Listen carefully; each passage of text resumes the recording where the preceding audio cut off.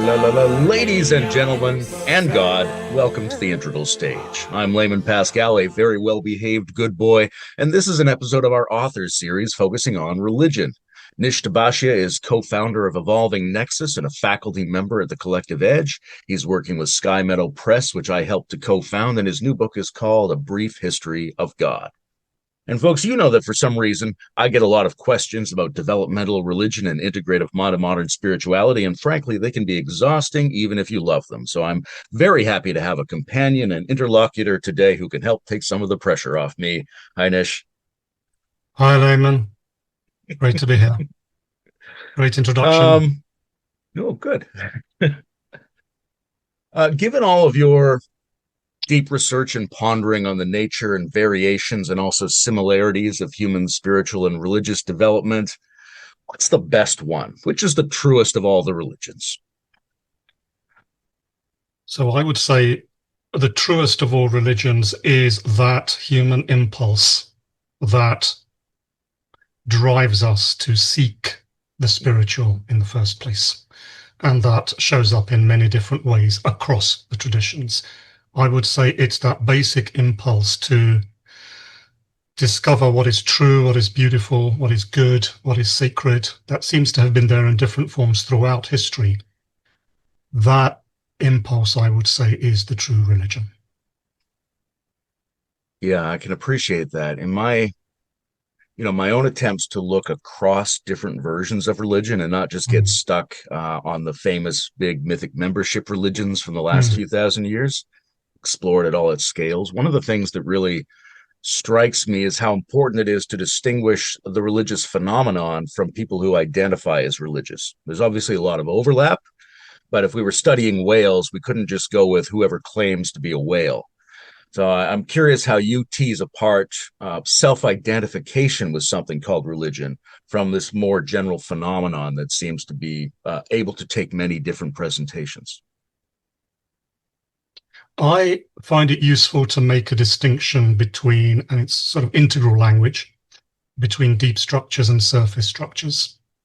So the deep structures I see as these universals that keep recurring in different forms across all the different paradigms we see as humans develop.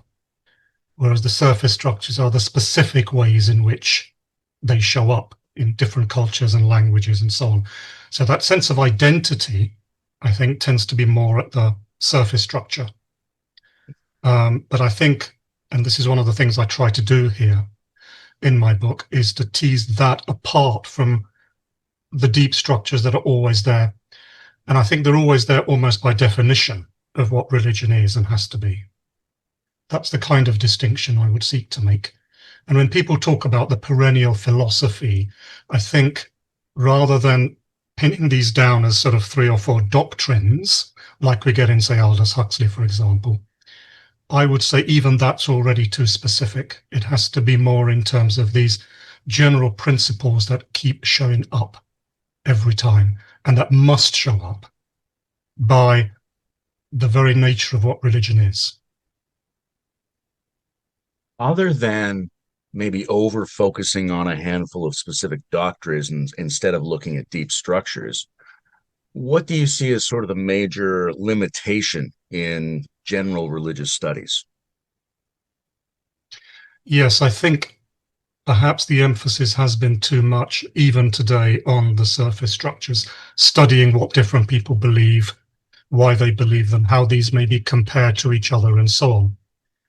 Maybe we need to go deeper and look at what is it that's driving all of this in the first place, prior to any specific tradition. Maybe that's one way religious studies could deepen itself. Yeah, for a lot of very understandable reasons, we tend to overemphasize cultural content. Mm-hmm. Yes. Now, this book, other than to the useful tasks of formulating and clarifying and more deeply integrating your own passion and understanding, what's the use of a book like this? What do we get from a descriptive analysis and a speculative integration of the variations of human religion? So there's 2 main things I'm trying to do here, or have tried to do here. Number one, well, for simplicity, I call them principle and development.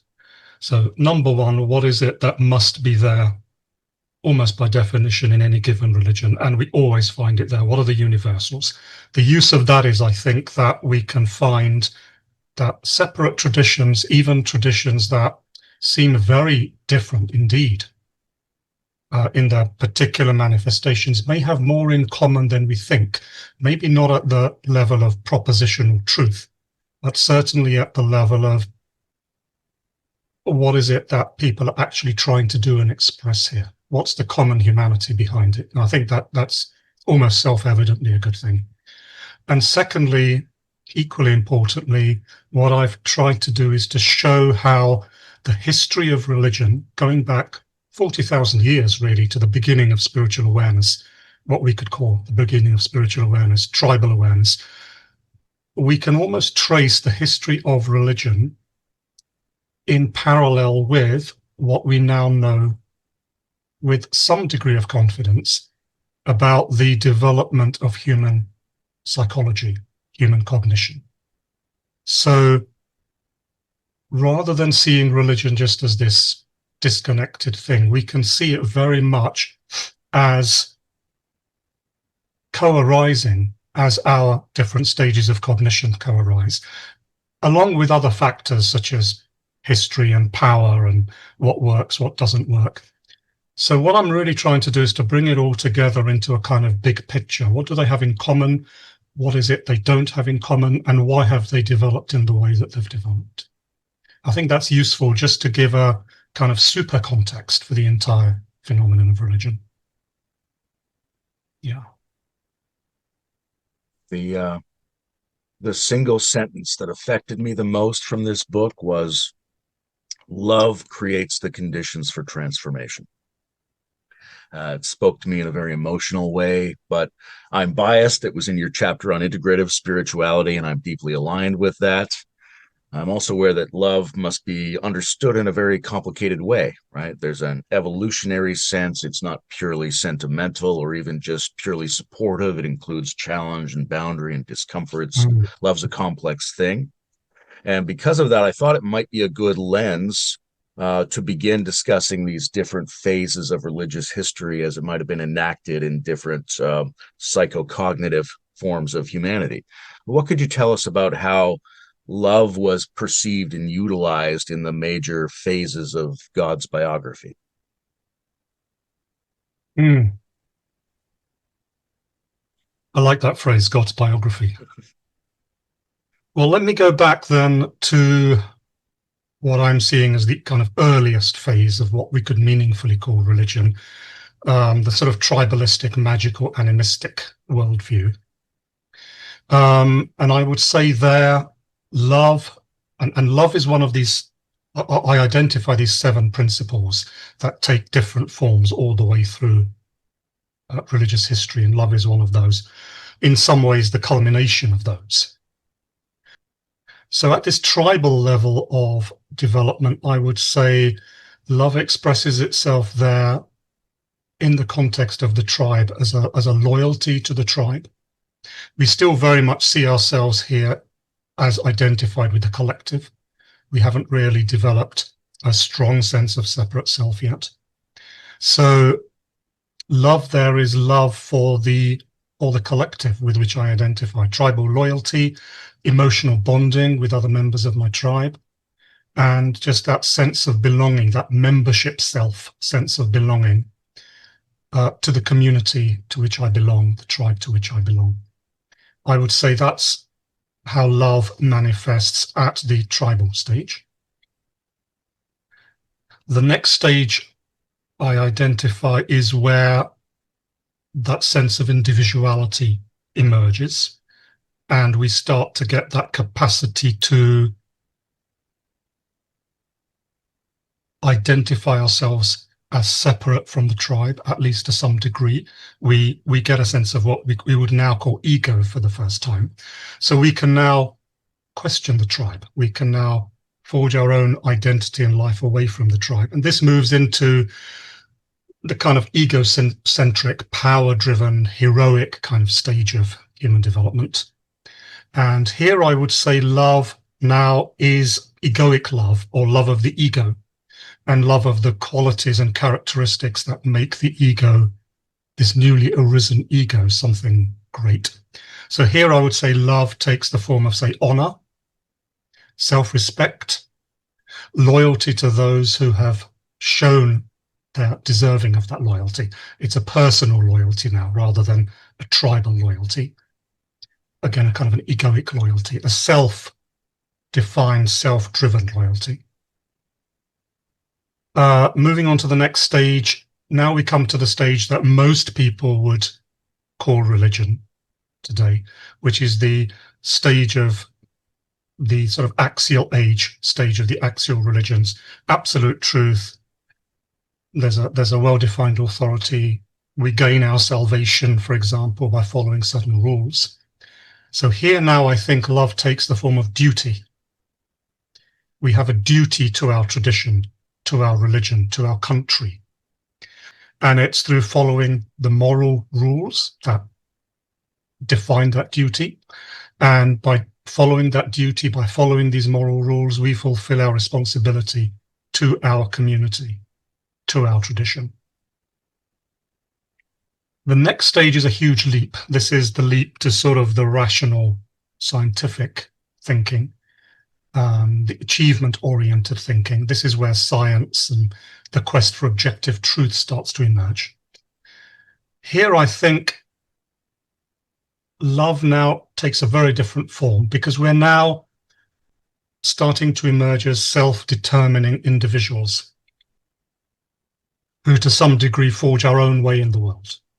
So love here would be in the form of a mutual respect between people, partnerships with people, and we start to value competence in others and ourselves. We almost start to judge people on the basis of competence, almost. And in each of these stages, the stage reaches a point where it's not really working anymore. We can see this in different pivotal points throughout history. Maybe it reaches its pinnacle of complexity and we need a more complex view of the world to be able to cope and navigate this new degree of complexity. That happens, I think, again with this more rational scientific stage. And the next stage to emerge is what we could call the egalitarian, relational, communitarian stage. And here I think love now starts to take the form that we would probably often use the word love as in today's world. So this is a kind of oneness with people, ultimately a oneness with humanity, a deep emotional bonding with others, an inclusivity of others, people of all races and genders and religions and so on. This is the kind of oneness, inclusive kind of love. And I think this is kind of where most of certainly the Western world is now, between these last two stages. The more recently developing stages, which we could refer to as integral and then holistic, I think, again, love now takes a very different form. At the more integral stage, we see the world now in a much more integrative way, in a much more flexible way. We're able to move between understanding different kinds of systems. We're able to find a pattern that connects different systems. One of those patterns is development. That's one way of seeing that. So love here now, I think, is allowing people, allowing the world, our community, our family, us, that space that allows the individual and the collective to evolve. We're now making space for these patterns that we're seeing as the patterns that connect. And then probably the final stage that we really know anything about with any real evidence, which we could call the stage of holistic spirituality, for want of a better word. In a way, it's more of an outgrowth of the integral stage, a deeper version of that in some way.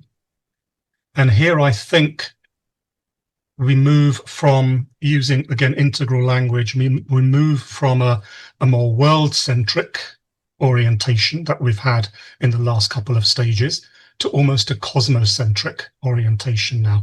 Now we're moving into some fairly serious spiritual territory, what today we'd call that.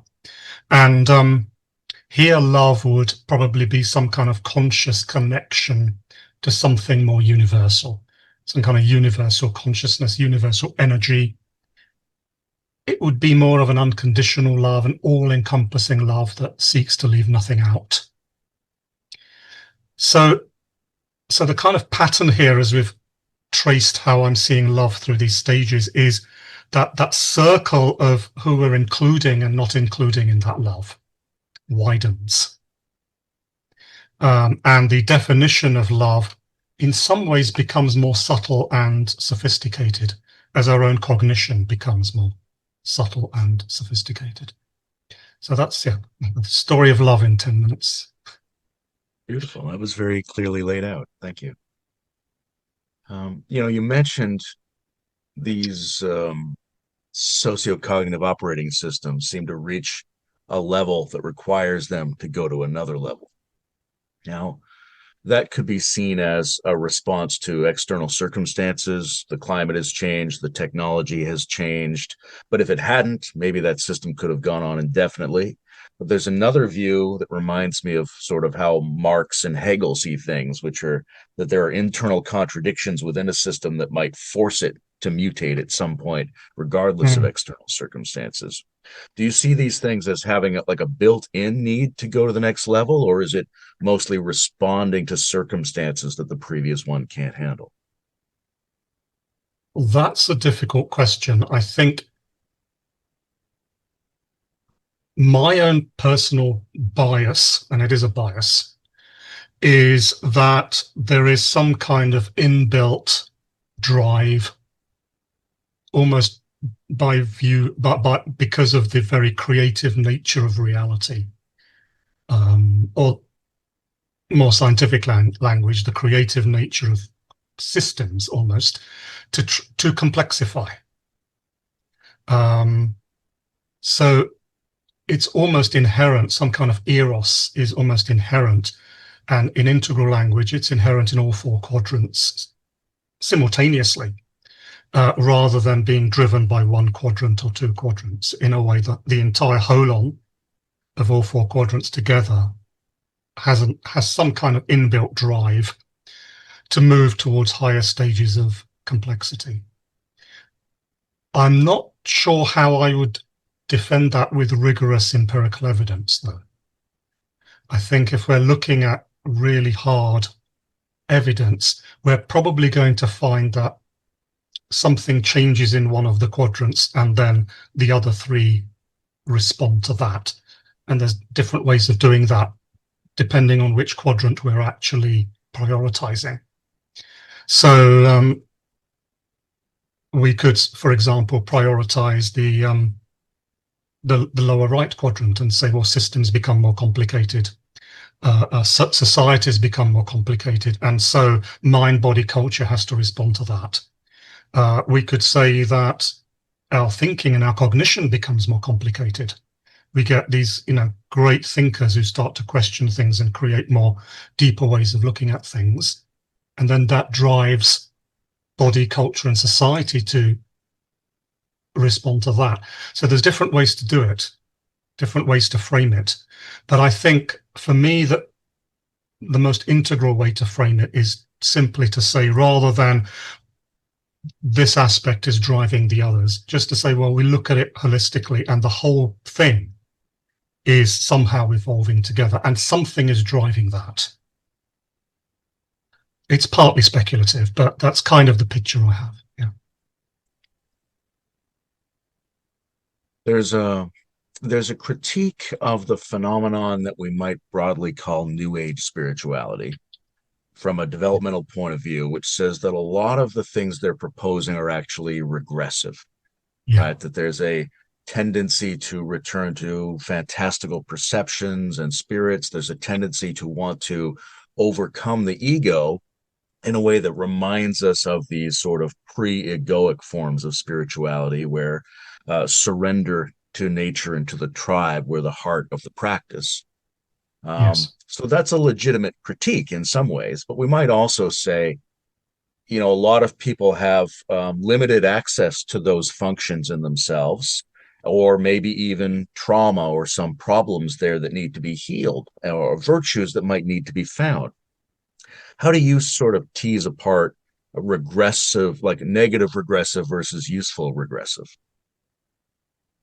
Yeah, that's a great question. And I agree that in the more, what we could call the more progressive forms of spirituality, and of which the New Age is a perfect example, it is a rather strange mixture of genuinely progressive ideas, such as, inclusiveness of other traditions and so on, with what we could see as a regression to some of the earlier pre-rational themes and motifs, such as magic and myth.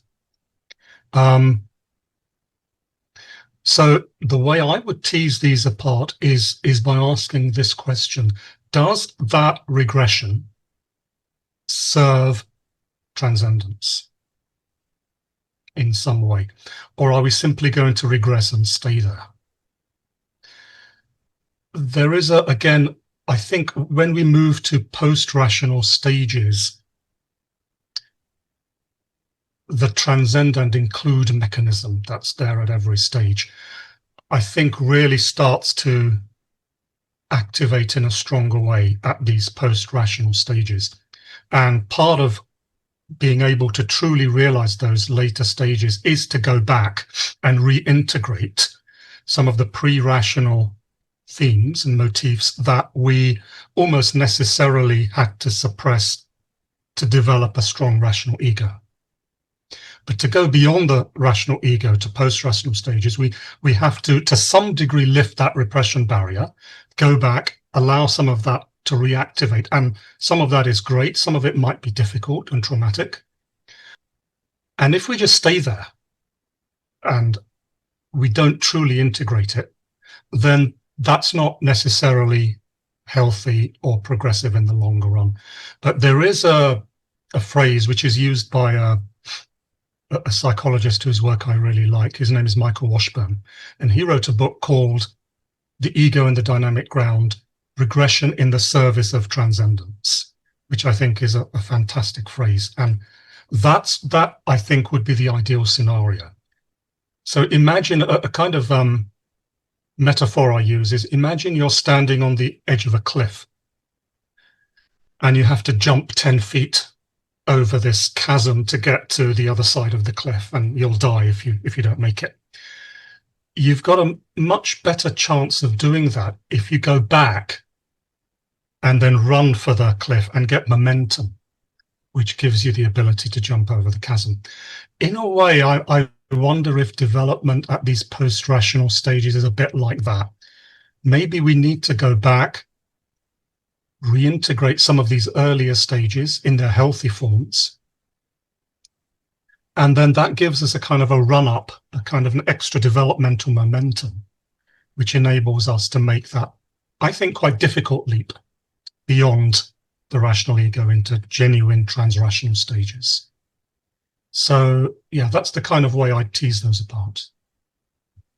There's a kind of a tangential question to that comes up for me, because we can talk about these things in a very, let's say, very clean way, a very Yeah. sort of, here's something human beings have done, and maybe we could do some new versions of this phenomenon. But there are some arguments that virtually every form of religion that's been effective in the world seems to have started with encounters with what seem like non-human intelligences of various kinds, right? And whether we believe there were really gods or angels or aliens or animal spirits, people were having some kind of experience of an encounter with a non-human intelligence that Mm. catalyzed their religious activity.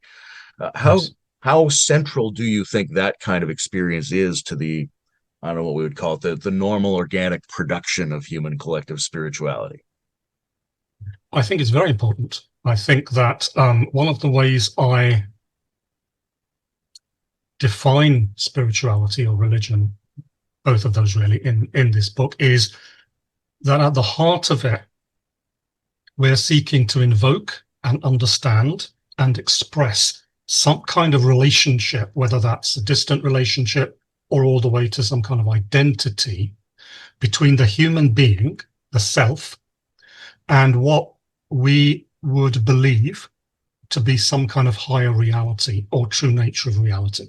So there's something that's beyond us or almost transhuman or different from human that we're encountering in some way and seeking to understand and express. In that sense, I would say there's a non-human intelligence. I don't know if this literally means aliens or angels or demons, or I have no idea if those things are literally true or not. They may be, they might not be, but certainly at the heart of the religious experience is an encounter with something that we believe is higher or truer than just our normal day-to-day material existence, some kind of mystical spiritual experience. And as a generic term, I just refer to that just as spirit, for want of a better term. So for me, religion by definition has to be some kind of relationship between spirit and self.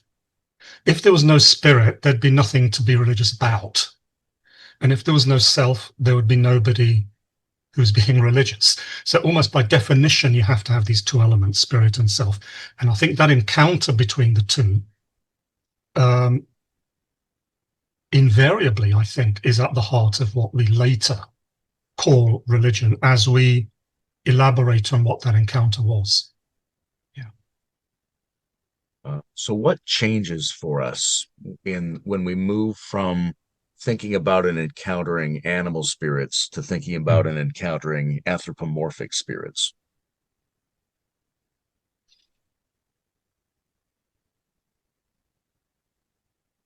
So I'm going to take a slightly Kantian view here, and say that we make a distinction between what Kant called the noumenon and the phenomenon. So the noumenon is that reality that we're talking about in itself, prior to our perception of it or our awareness and understanding of it. And then when that noumenon is filtered through our structures, the way we then experience it is what Kant called the phenomenon.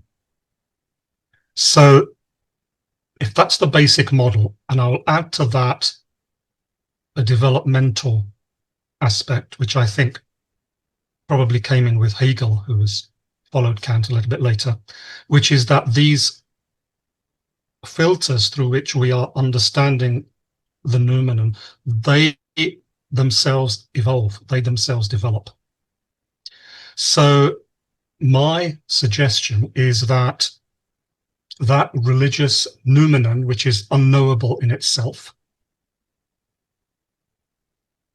at different stages of development, we filter our experience of that noumenon through evolving filters to create evolving phenomena. So as we evolve, our experience and interpretation of that noumenon also evolves. So at the earlier stage, we experience and interpret it as nature spirits, animal spirits. As our cognition complexifies, deities and gods. Complexifies again, maybe a transcendent God. Complexifies again, material world, laws of nature, and so on and so on. My suggestion is the spirit in itself, whatever that might be, is ultimately unknowable by us, because we can't step outside of our filters and have a look. But because the filters are evolving, our experience of spirit is evolving. So the way we experience spirit is very much a reflection of who we are. And as we develop, spirit develops. I mean, it doesn't really develop, so to speak, but our experience of it develops. So I very much see spirit and self as reflecting each other and complementing each other and completing each other in some way, all the way up this spiral of development.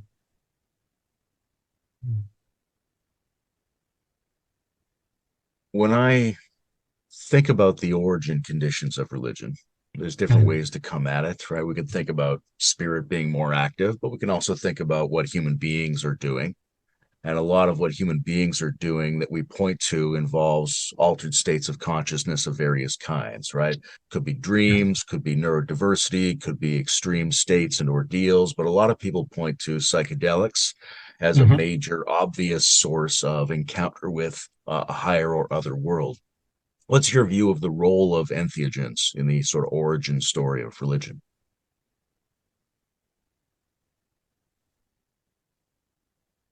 So do you mean what role might they have played in the earliest stages of development when religion was first originating? Yeah, that one. But also, like, yeah, what role might they have played in getting it Mm. started, Oh, and what role might they still need to play going forward? right. Yes. I mean, I'm generally speaking, let me answer the first one first. I think if we speculate, as this model does, that the earliest forms of religion and spirituality were animistic, magical, shamanistic, then as, as far as we know, um, entheogens, plants, these kind of sacred plants, may well have played a very significant role in those very early stages. Um, and maybe as we developed and reached the more traditional stages and rational stages, in the same way that this magical stages and the magical themes were suppressed, our use of these entheogens were also suppressed and even outlawed in some way. So I would see them as being quite important and significant at the very origin of when religion started. We might even speculate that the very earliest magical spiritual experiences were driven by these kind of plants. That's perfectly possible. Um, and that would be consistent with that animistic worldview. Because if spirits are there in nature, then ingesting something from nature and then seeing things, experiencing things we don't normally see and experience would be quite consistent with, well, that plant spirit is revealing something to me. In today's world, or in spirituality today, I think that, again, responsibly used, they can be very, very useful to kickstart somebody into experiencing these states of consciousness that give us these temporary but profound glimpses into what the spiritual might actually be. And I'm fully in favor of those being used in that way. Um, I wish they were used more and made, maybe legalized and made easier to use for that reason. The danger would be that they become the sole source of our spiritual life. And I think that while they're fantastic for actually helping us to plug into those states in the earlier parts of our journey, in order to truly make those experiences and insights and revelations that those plants might be revealing to us a more permanent and integrated part of our being, we need to move away from dependency on that outside agency and actually do practices to transform the body and the mind as a unit in itself. So yes, it plays a role, but there's more work to be done. And I think maybe that also played itself out historically as well. Maybe it played that initial role, but then human beings moved away from that and found other ways to integrate that experience and insight that the plants originally gave us. That's possible. Yeah, when we think about that evolution, we say human beings did this, but to Mm. some degree, it was usually a small percentage of the population that was Yes. involved in a lot of this. Yes. And I think a lot in terms of what I call the shamanoids, and a few other people do as well, as kind of evolutionarily conserved set of neurodiversities and predilections that drive some people to be um, almost obsessively engaged in existential practice and altered states and various kinds of Mm. things that seem to be within the purview of like a religious specialist, whereas the Mm. bulk of the tribe and all of its future iterations has a more minimal interaction, right? They're happy Mm. enough to deal with it on ritual days and have a Right. sense that our culture maintains some meaningful contact with spirit, but we don't always have to be thinking about it. How do you view the relationship between sort of religious specialists and the general community? Yeah, I think that's a really important distinction, and I think we see that not only across every tradition, but across the spectrum of development as well. One useful way to frame that, I think, is to make a distinction between the esoteric and the exoteric. That's just one way to frame it. So it's the esoteric specialists who engage in those more difficult practices, plants, yoga, rituals, what esoteric rituals, to get that experience and those deep insights. They are the discoverers of those. They have the difficult task of doing that, and that's a small minority. They then, perhaps their job then is to find ways to understand and express what they have learnt or found for the good of the non-specialists, for the good of the exoteric population. And what was deep experience and transformation for the esoteric becomes belief systems and meaning-making systems for the exoteric. So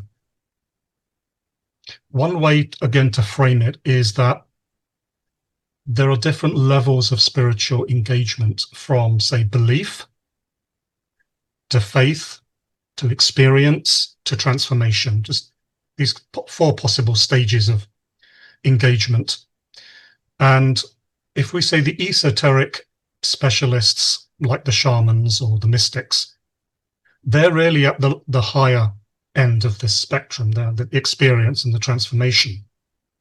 But in order to make this legitimate for the masses, what they learn from that experience and transformation has to then be downloaded down to the level of belief and faith for those who don't necessarily wish to or are inclined to or have the capacity for the experience and the transformation. So I think there is a real distinction there. Krishnamurti, the teacher Krishnamurti, once made a distinction that Edison discovered electricity, but we can all use it without having to be Edisons. So that's the kind of distinction we could make here between the mystics and the ordinary population. Seems like there is an important role there for a mesoteric community, or people who mediate between those two, who are able to help translate the esoteric message and also make it safe and accessible, but also help constrain the mystics to do things that are useful to the tribe and not just divergent from the tribe. Mm. Yes, maybe that's what we might, in very general terms, refer to as the priesthood, the kind of religious leadership. So they would, ideally, they would have access to these deeper insights, but they would then mediate them to those in their care, to what is appropriate and what is useful, or what is even manageable. And vice versa. So in Catholic history, for example, one of the roles of the Catholic priesthood, and even right up to the highest levels, was to make sure that the Christian mystics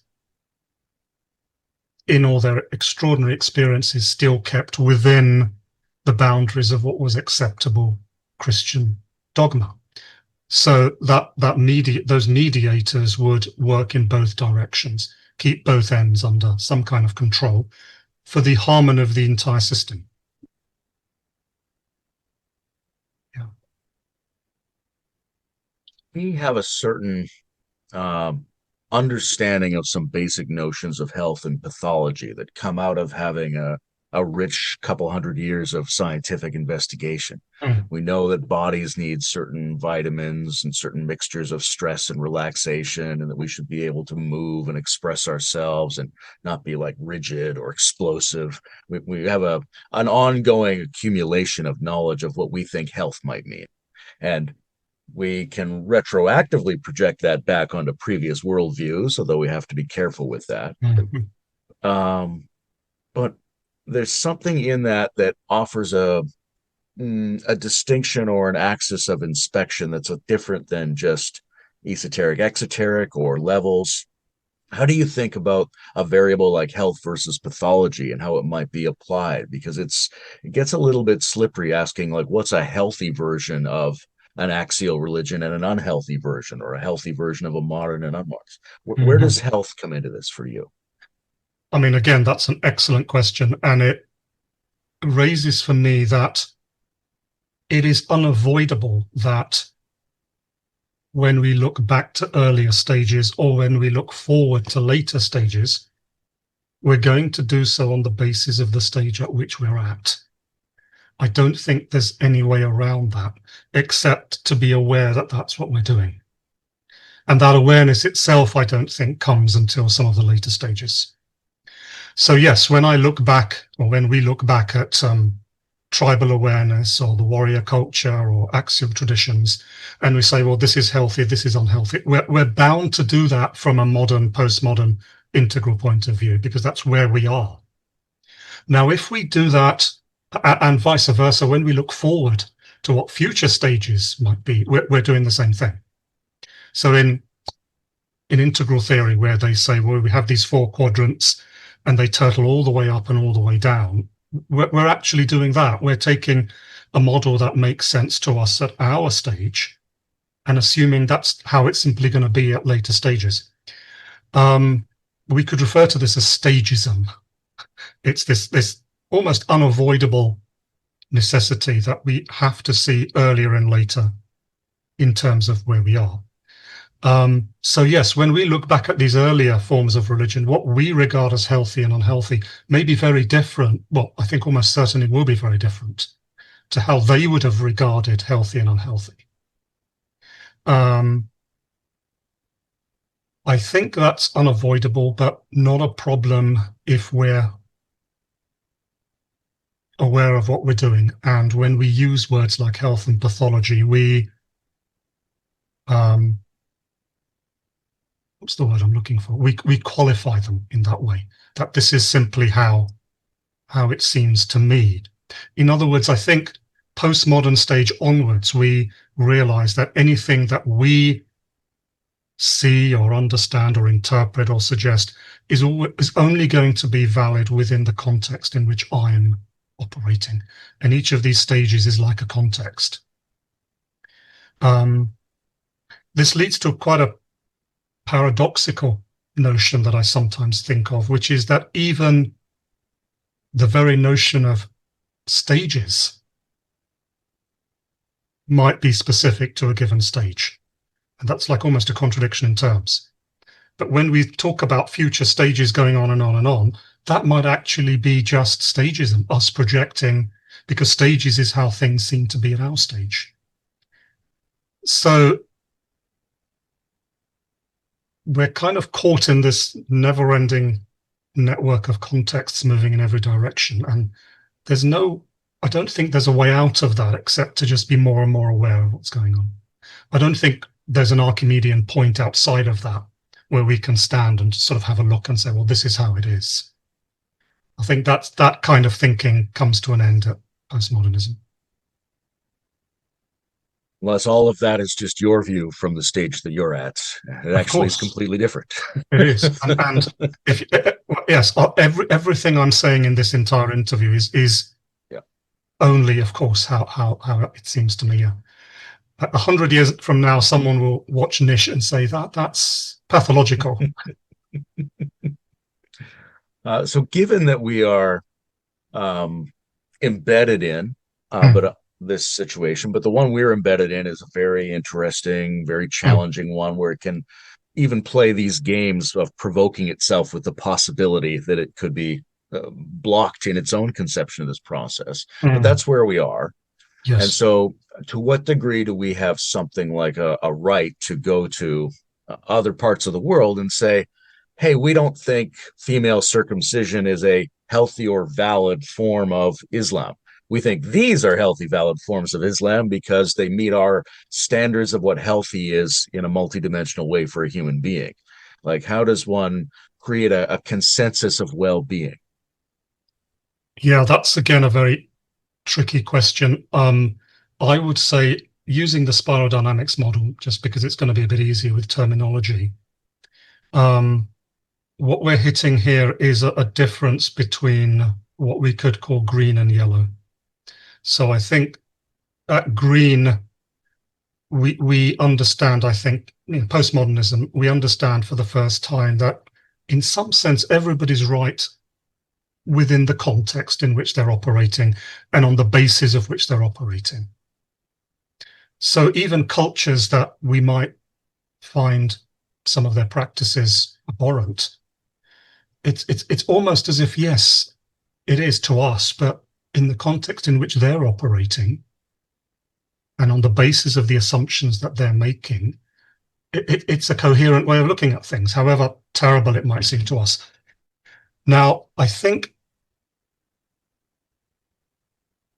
the problem with green is that it starts to lead to some difficulties.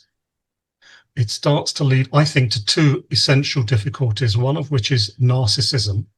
Because if there are only different contexts, then who are you to tell me what to do? Who are you to tell me what to believe? This is my context. There's no basis for you to tell me anything. And the other is nihilism. If there are only contexts and truths within contexts, there's no real basis for ultimately assigning any kind of truth or meaning to anything, ultimately. And I think we go back to the earlier point that any stage reaches a point where it's not really working anymore. We reach the limits of that. And I think with these kind of phenomena, nihilism, narcissism, we start to reach the limits of this more everybody's right and everybody's equally right, and you don't have the right to judge anybody. That kind of thinking. And I think development continues. And in an attempt to find its way out of this circular fragmentation that we find ourselves in, we look for patterns that connect. And one of the patterns we see is the pattern of development. And going back to modern rational thinking, we can back that up with a lot of empirical evidence as well, that individuals and communities do develop. And at some level, there are some fairly invariant stages. And as we develop through these stages, higher or later stages, in some sense, can simply see more. They can hold a greater number of perspectives and views than the earlier stages. So then I think we can, on that basis, with all the qualifications and tentativeness that we need, say that certain ways of looking at things are better than others because they're more highly developed. They're taking more variables and more of reality into consideration. And then that forms the basis for being able to make judgments that A is better than B. In our very attempt at green to avoid those judgments, in order to do that, we actually have to implicitly make those judgments anyway. So this kind of judgment making and comparison is almost a universal given. We can't escape it without using it. We just have to use it in the best way that we're capable of using, given our current stage of development. So it's that kind of developmental model that enables us to be able to say, well, yes, it's more developed, it's more true, beautiful, and good to live in a society where men and women are treated as equals, as an example, than one where women are completely subjugated and abused, in our language, subjugated and abused.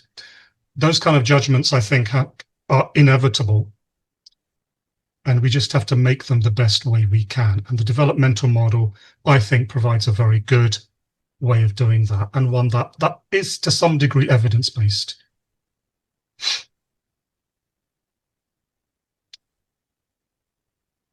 A lot of the structures that we live in were set up during the modernization phase of recent global history. And in that phase, modernity was struggling to distinguish itself from traditional ways of life. And it tended to think of the traditional big populist religions as the religions. And it tended to think of itself as either vaguely spiritual or actively atheist or agnostic, right? And we have this kind of polarity. But of course, there were still a lot of religious and spiritual activities going on in the modern world space. I'm curious what you think would typify that. Like, what movement would really represent or crystallize your sense of what the rational worldview brings to the religious endeavor?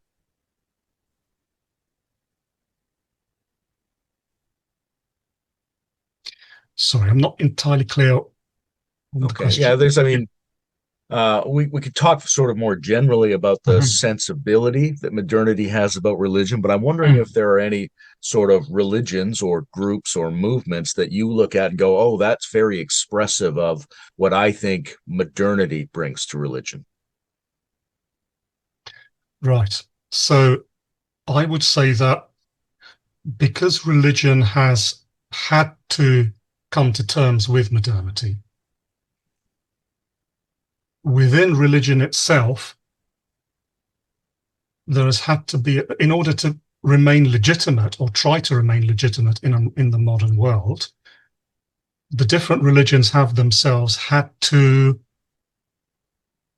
develop more rational versions of themselves so they could be more legitimate to the rational world. And I think that's where you might see that interaction between reason and religion. So examples of these, I would say,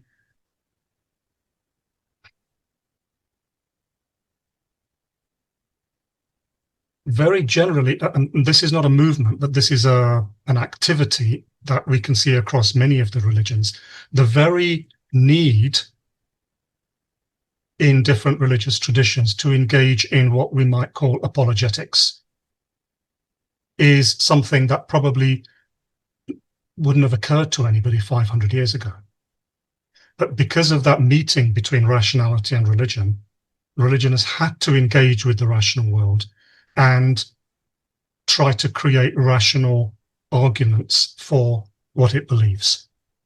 So I would say apologetics, Christian apologetics is a very obvious example of that. Within, as far as specific belief systems themselves are concerned, I think we can see, for example, a movement within most of the traditions now from very traditional forms to much more liberal forms.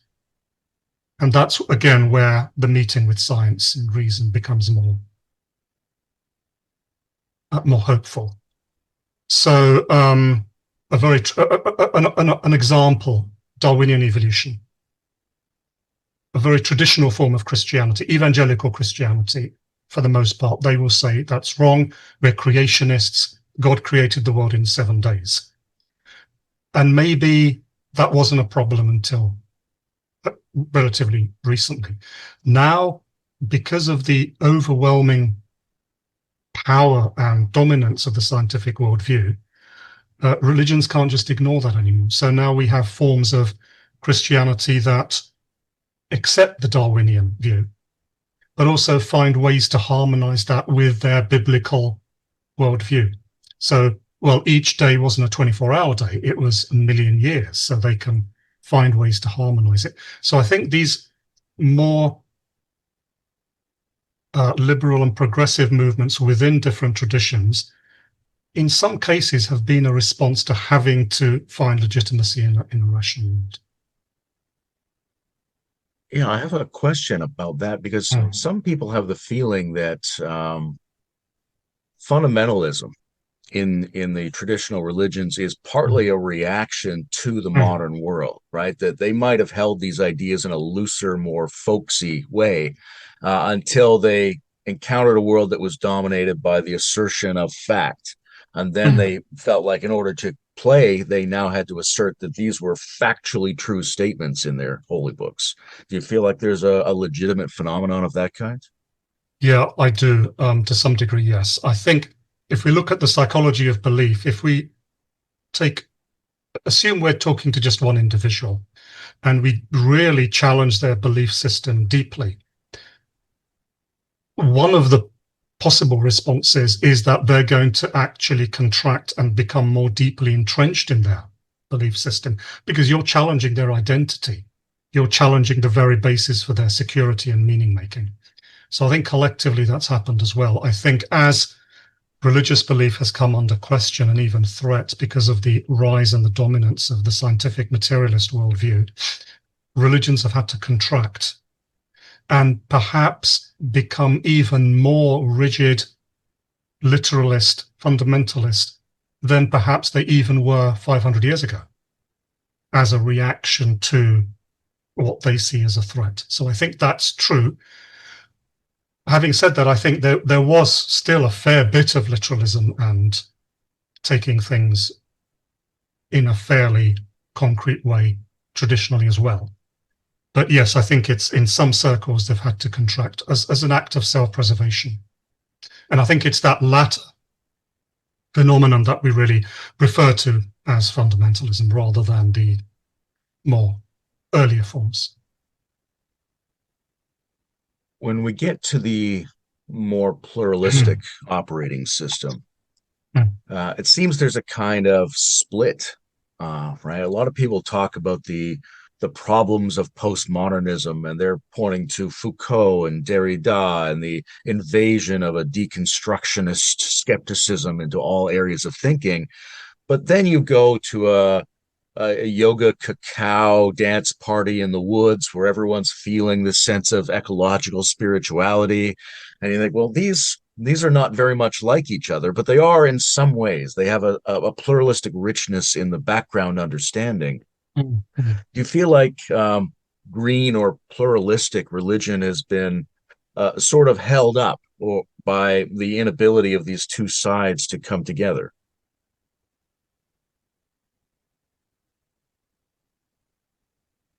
Yeah, that's an interesting question. I think what these two sides have in common, I think, is that the more absolutist way of looking at things has been dismantled.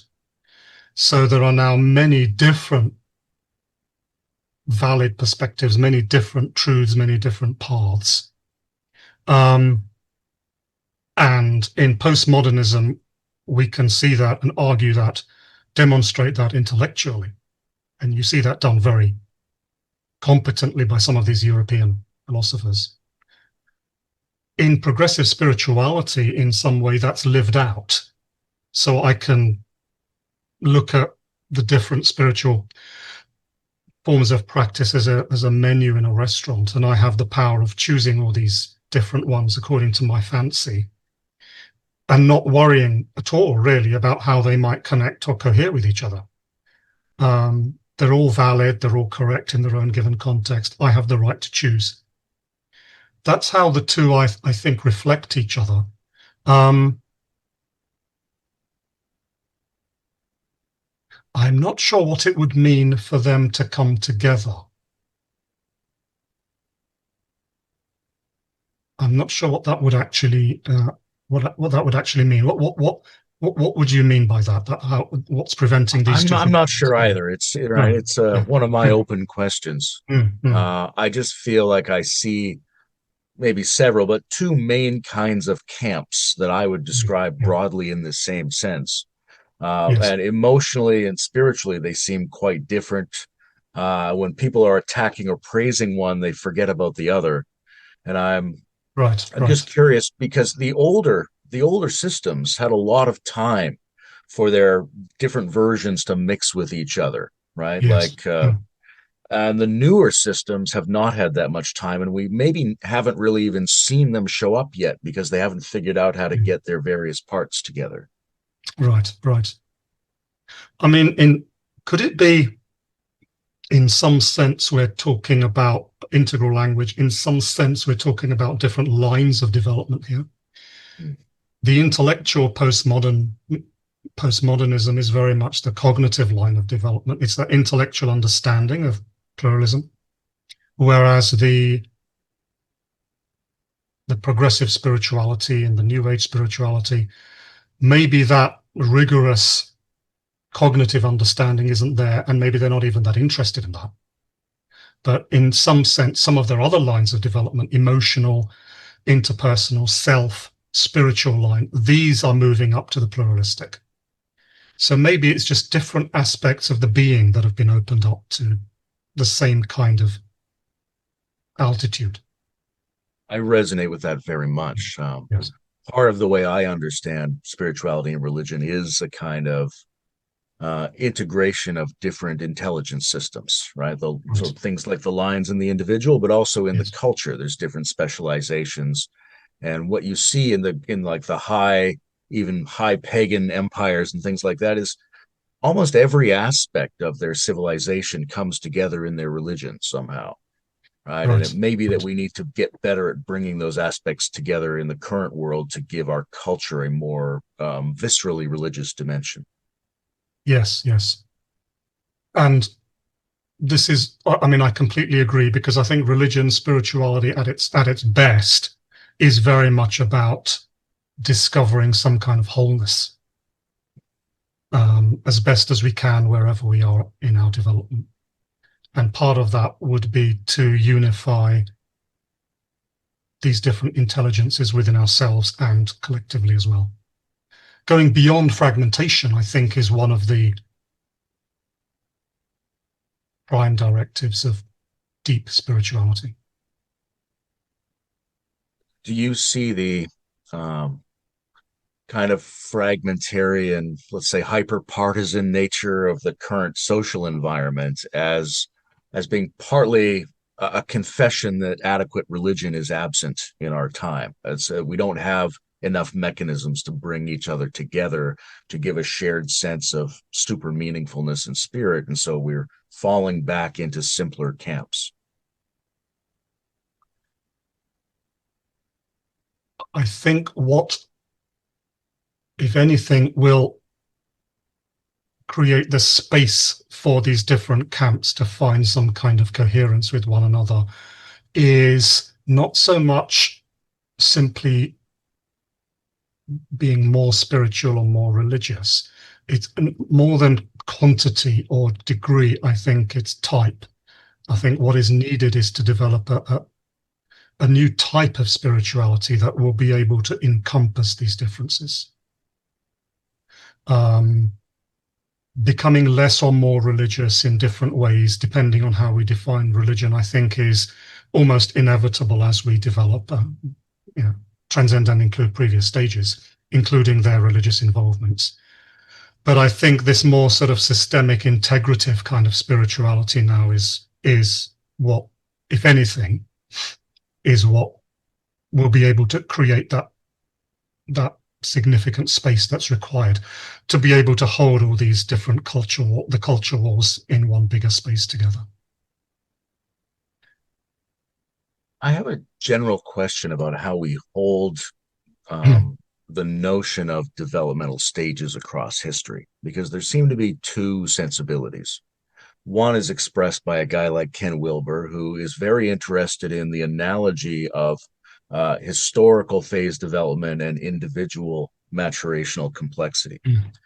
The other view is that we're basically anatomically the same as people 100,000 years ago, and that we have these possibilities of maturation and spiritualization in ourselves, but that doesn't necessarily track historically, which might be more contingent, more just adaptive to whatever the new technology or situation is.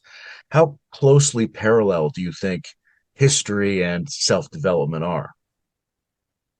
Yeah, that's a great question as well. If we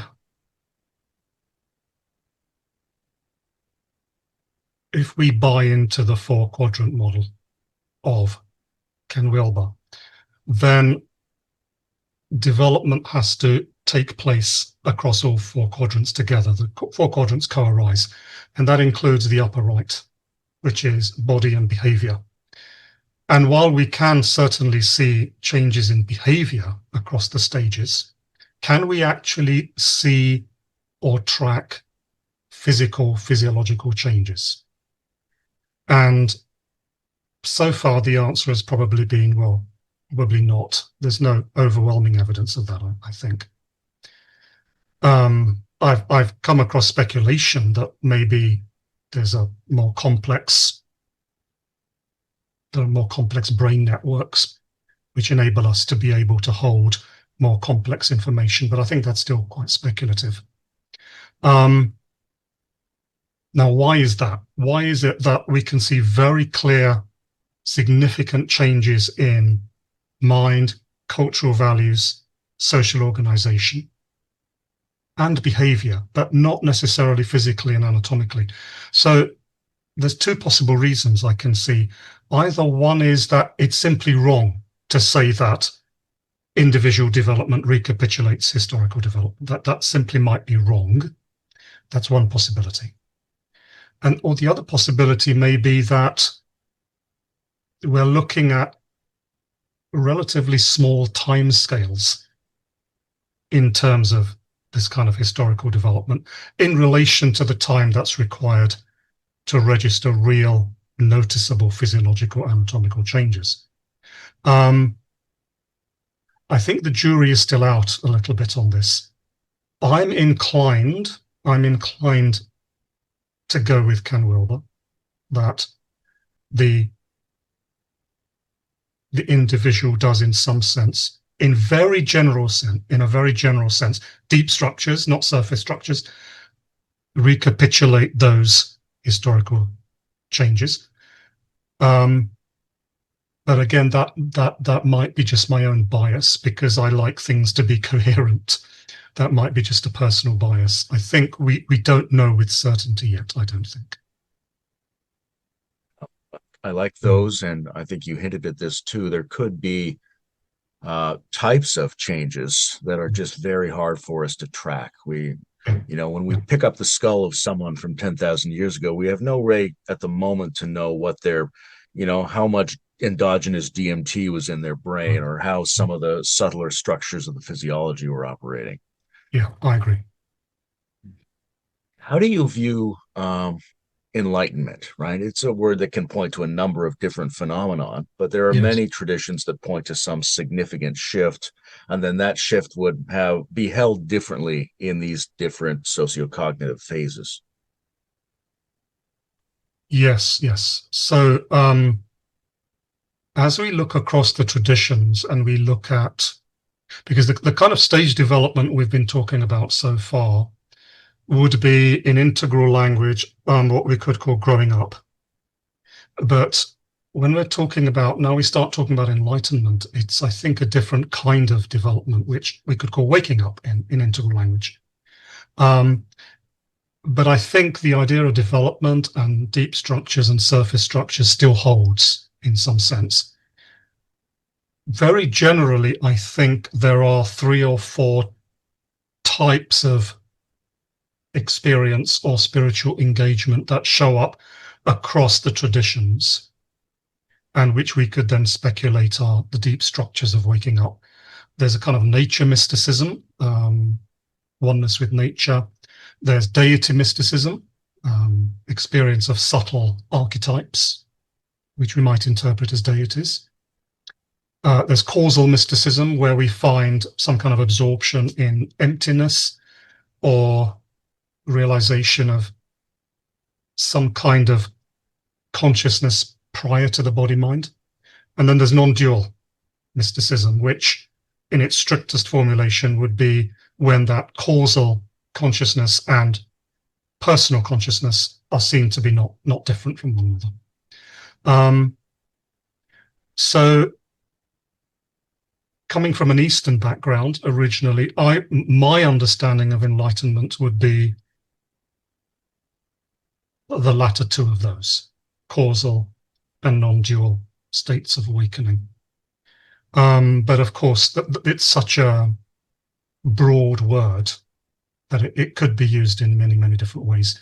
But deep structurally, I would say it's the discovery of some kind of identity or consciousness beyond the merely personal, and the realization of a deep non-difference across all dimensions of experience and reality. That would be my Hindu Buddhist influenced understanding, yes. If you had to choose between being very grown up or very woken up, what would you pick? So to make the question more interesting, why don't we say very grown up, but not particularly woken up, and very woken up, but not particularly grown up? Yeah, yeah. Because of course it would be great to be both. Um,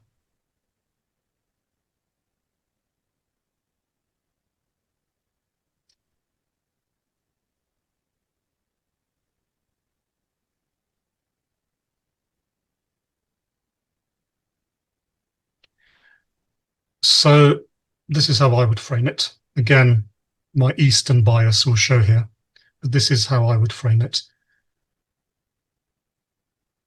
If one is asleep having a dream, there's two things one can do. One can make the dream better, but you're still dreaming. Or one can just wake up from the dream altogether and the dream's gone. So we could think of growing up as the latter. Just stay in the dream, but make the dream as good as we possibly can. More truth, more goodness, more beauty, more joy, more color, just a more wonderful dream. Or we can wake up from the dream altogether and wake up to what we could in some sense call the real world.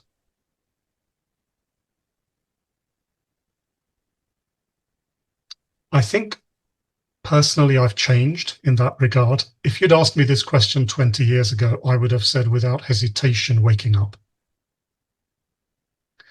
I would have said, no, I'm, Krishnamurti, Ramana Maharshi, that's my game.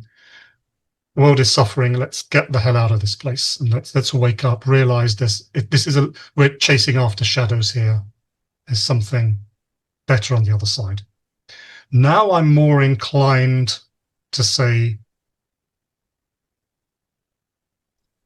maybe this isn't a dream. Maybe this isn't the ultimate reality, but it's real as far as it goes. And I'm here. So let me learn to navigate this reality for my benefit and for the benefit of others as best as I possibly can. So I think now I would probably say growing up. Yeah.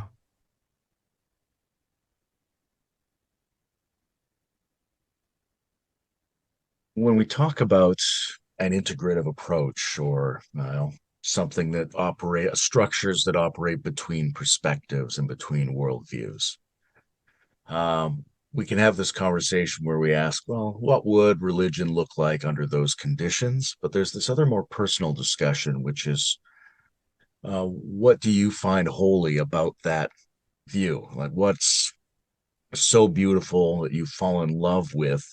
It seems like the presence of spirit in the very presuppositions of operating between perspectives, or is there something about the integrative framework that represents a view of the world that you find intrinsically spiritual somehow? Yes, totally. And the best way I can express that would be mythically. So, I don't believe for a moment this is literally true, but it's a useful story as a way of framing it. The ultimate reality, God, spirit, loses itself. This is the Hindu myth of Leela, involution, evolution. God loses himself or herself in limited perspective. God self-contracts to something infinite, very, very small compared to what he or she is in himself or herself.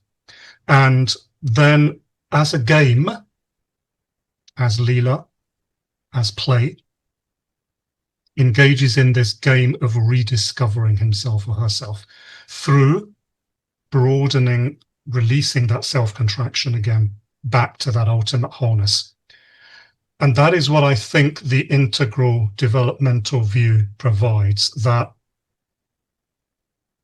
as we rediscover our true identity as God or goddess, we open ourselves up to different perspectives and bigger perspectives, and the relationship between perspectives and how to engage with people of other perspectives. All of this is part of this play of rediscovering who we originally were and in truth already are. That's the mythic scaffolding that I would use to bring meaning and spirit and sacredness into this developmental perspectival view. Yeah.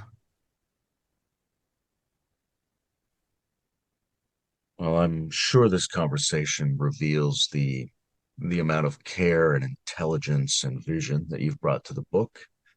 We're probably coming near the end. Is there anything else you wanted to explore or share before we finish?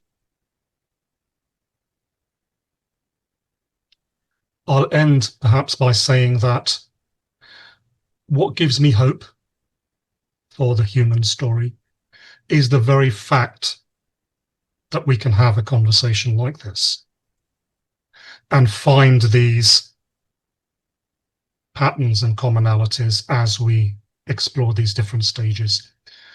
What I call these different principles or these different fields, like spirit, self, hope, knowledge, love, that take different forms all the way up.